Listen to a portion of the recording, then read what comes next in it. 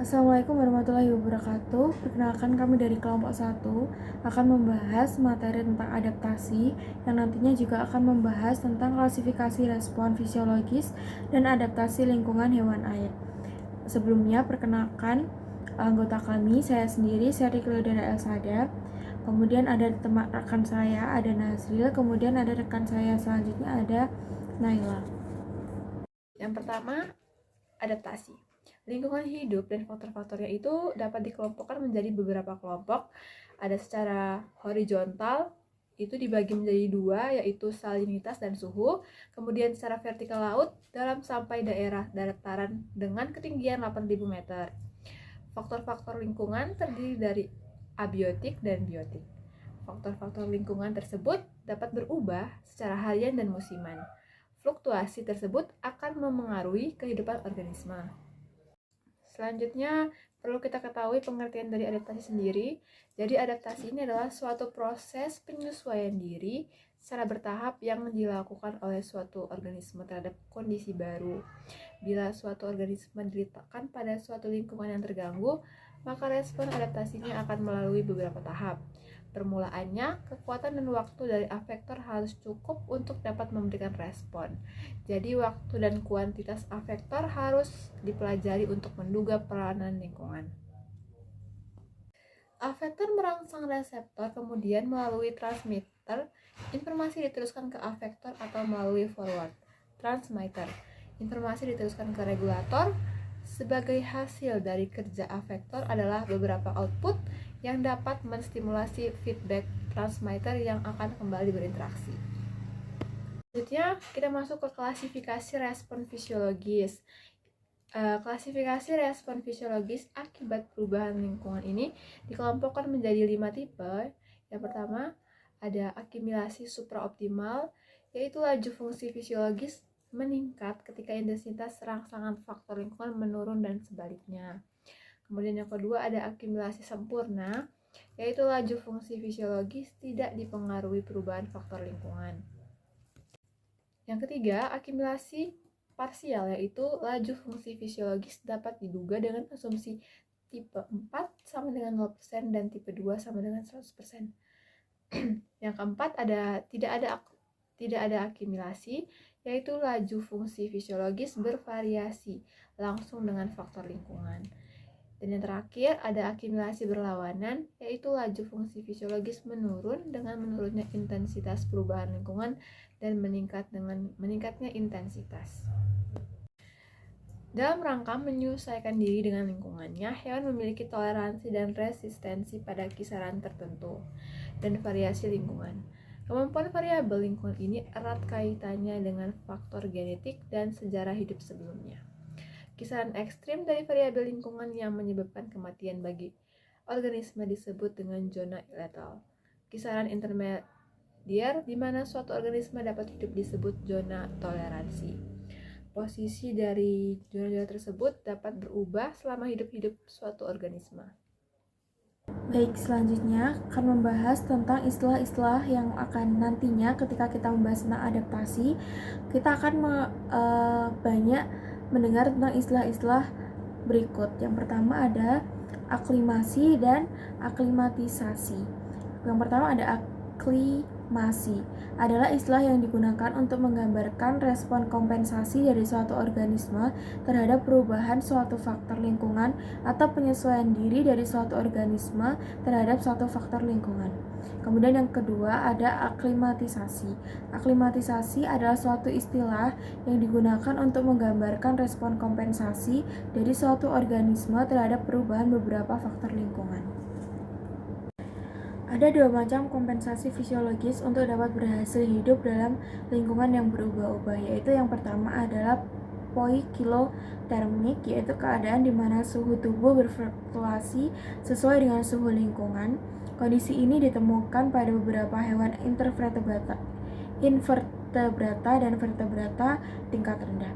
Kemudian yang kedua ada poikilosmotik, yaitu keadaan di mana osmotik tubuh berfluktuasi mengikuti osmotik lingkungannya, ditemukan pada beberapa hewan invertebrata seperti Polychaeta. Kemudian istilah yang kedua ada homostasi.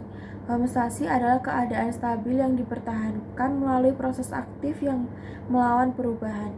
Homostasis berusaha untuk membuat keadaan stabil sebagai akibat adanya perubahan variabel lingkungan. Suatu jenis bahan pengganggu seperti suhu ekstrim, osmotik, racun, infeksi, atau stimulasi sosial dapat menghasilkan stres. Kemudian yang terakhir adalah klasifikasi faktor-faktor lingkungan. Menurut Fry tahun 1971, pengaruh lingkungan terhadap organisme dapat dibedakan menjadi 5 kategori.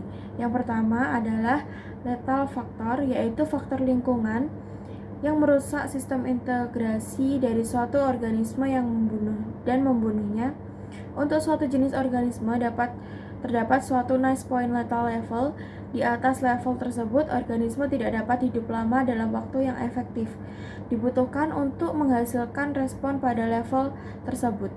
Kemudian yang kedua ada controlling factor, yaitu lingkungan yang mempengaruhi pada aktivitas molekuler pada mata rantai metabolisme, misal suhu, tekanan, dan pH. Kemudian yang ketiga ada limiting faktor, yaitu faktor lingkungan yang mempengaruhi laju metabolisme, tetapi melalui pembatasan penyediaan nutrien atau pembuangan sisa metabolisme, misalnya O2 dan cahaya. Kemudian yang keempat ada masking faktor, yaitu faktor lingkungan yang merubah atau menghambat bekerjanya faktor lain secara tidak langsung.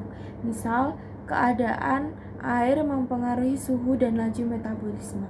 Kemudian yang terakhir adalah directive factor, yaitu faktor lingkungan yang menyebabkan gerakan atau terganggunya aktivitas suatu organisme, misalnya suhu, salinitas, dan yang mengarahkan ke migrasi. Proses fisiologis berlangsung baik pada suatu variasi suhu yang berbeda pada kondisi osmotik yang bervariasi disebut conformer. Pada hewan, umumnya variasi suhu atau fluktuasi osmotik dari kondisi lingkungan lainnya memacu mesin pengatur keseimbangan yang akan mempertahankan tetapnya kondisi lingkungan dalam tubuh. Kelebihan panas dibuang atau ditingkatkan untuk mengimbangi yang hilang. Air diambil secara osmotik dari cairan encer dan air diserap kembali untuk mengimbangi yang hilang. Dengan cara demikian, keadaan keseimbangan dapat dipertahankan. Selanjutnya, adaptasi anatomi ikan. Yang pertama, kulit. Kulit berfungsi sebagai perlindungan melalui kontrol warna. Warna kulit ikan seringkali menyatu erat dengan lingkungan sekitar untuk menghindari predator atau mencari mangsa. Adapun kelenjar lendir yang membantu menjaga keseimbangan air dan memberikan perlindungan dari bakteri. Yang kedua, gelembung renang. Organ ini ditemukan pada ikan, halus dan diisi oleh gas. Ikan menambah atau mengurangi jumlah udara di dalam gelembung renang untuk membantu bergerak ke atas atau ke dalam air. Dengan menyesuaikan jumlah udara di dalam gelembung renang, ikan dapat mengatur kedalaman mengapung dan memperpanjang energi. Pada beberapa spesies ikan, gelembung renang digunakan untuk menerima atau memancarkan suara. Selanjutnya ada mempertahankan keseimbangan garam. Konsentrasi garam dalam ikan air tawar jauh lebih tinggi daripada lingkungannya, berkebalikan dengan ikan air laut. Ikan menelan sejumlah besar air dan menghasilkan urin. Ginjal ikan mengekstrak sejumlah kecil garam dan air dan memasukkannya kembali ke dalam aliran darah ikan. Adanya pompa ion dalam insang mereka yang benar-benar membantu mengambil garam dari air. Selanjutnya ada perbedaan ciri adaptasi ikan air tawar dengan ikan air laut. Yang pertama, pengeluaran urin.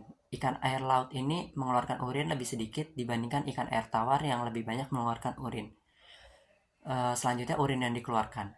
Ikan air tawar mengeluarkan urin yang encer, sedangkan ikan air laut mengeluarkan urin yang pekat. Minum air. Ikan air tawar ini meminum sedikit air, sedangkan ikan air laut meminum banyak air. Selanjutnya, tekanan osmosis sel tubuh. Ikan air tawar ini tekanan osmosisnya lebih tinggi daripada lingkungannya, sedangkan ikan air laut ini lebih rendah daripada lingkungannya. Dinding sel. Dinding sel ikan air tawar ini lebih tipis, sedangkan ikan air laut ini lebih tebal. Selanjutnya, insang. Insang ikan air tawar lebih aktif mengimat garam-garam terlarut, sedangkan ikan air laut ini aktif mengeluarkan garam. Kesimpulan. Dapat disimpulkan, adaptasi sebagai penyesuaian makhluk hidup terhadap lingkungannya. Organisme yang kini dapat hidup pada lingkungannya karena kondisi lingkungan itu secara kebetulan sama dengan kondisi lingkungan nenek moyangnya. Kemampuan hewan dalam beradaptasi dengan lingkungannya berbeda-beda yang dipengaruhi oleh sifat genetik, kemampuan berkembang biak, frekuensi perubahan lingkungan. Kemampuan hewan untuk beradaptasi terbatas oleh ketahanan hidup atau survival. Perbedaan kemampuan setiap jenis organisme tumpang tindih dengan kondisi sebelumnya, sehingga adaptasi merupakan proses yang lambat. Melibatkan seluruh kegiatan hidup jenis-jenis adaptasi, antara lain adaptasi morfologi atau struktural, adaptasi fisiologi, atau adaptasi tingkah laku, hibernasi, estivasi, diurnal, dan nokturnal.